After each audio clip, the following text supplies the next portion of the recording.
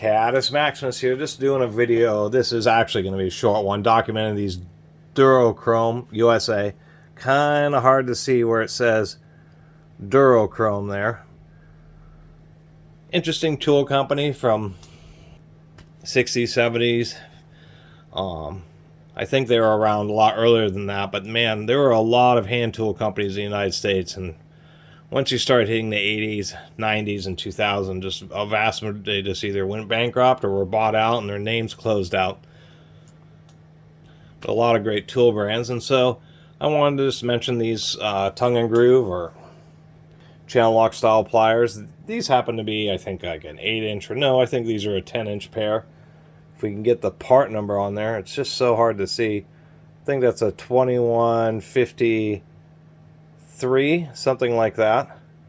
Super fine stamping on there. They could have done a better job. Otherwise, they seem like they're just a fine pair of channel locks. I was happy to pick these up. They haven't been used too much and just adds to another brand.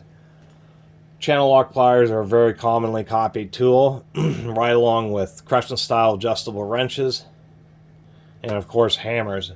Just one of them, or in slip joint pliers, one of the most commonly copied tools. So there's a lot of brands of them out there of dramatically varying quality. What I did like about these is the grooves here, the support structures are really nice and beefy, nice and thick. Given the size of these pliers, they're actually pretty thick in this cross section here. Kind of like the effect that these are really, they just have some nice rounding to them, so they're just comfortable to work with and hold. Just seem pretty heavy duty. The tongue portion here is really long, really thick, so it's once you get it into the groove, there's just barely any up and down play. And some of these pliers you can actually move. There's quite a bit of play here, but this is actually well manufactured. This tongue is part of the forging, so it's very heavy. I just thought these were pretty nice, pretty heavy duty, easily as good as any old channel locks.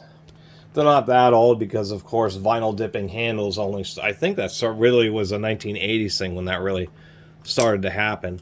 But just wanted to make a little documentation. If you see maybe some yellow handled tools, take a closer look. They might be Duro-Chrome American made ones, and they'd be worth picking up if you can get them for, you know, a couple dollars or something like that. And one other thing that isn't always the case is the jaws actually line up really well. Sometimes you'll find these slip joint pliers where the jaws are just all kind of offset and wonky. But just wanted to share that with you. You know, I paid a whopping $3 for these, and I thought it was well worth it for just a nice set of channel locks that actually aren't channel lock brand.